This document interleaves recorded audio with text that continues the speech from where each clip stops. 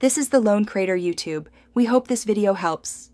You start by confirming prerequisites: power, cables, and a diagnostic USB. First, shut down and reset the SATA/SAS and power connectors. Loose cables cause most disappearances.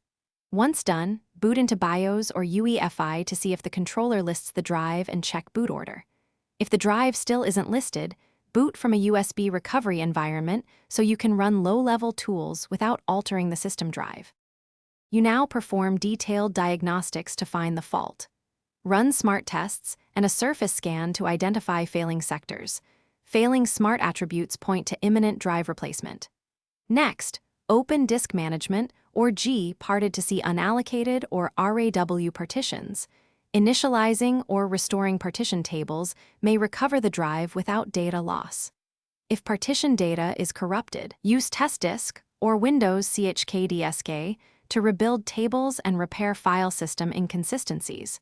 Work carefully to avoid overwriting recoverable data. You finish by securing data and restoring boot capability.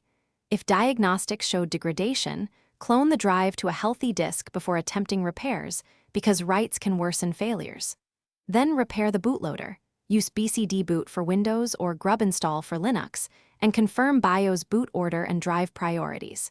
Make sure to test file access and run another smart check. If files remain missing or cloning fails, stop and consult.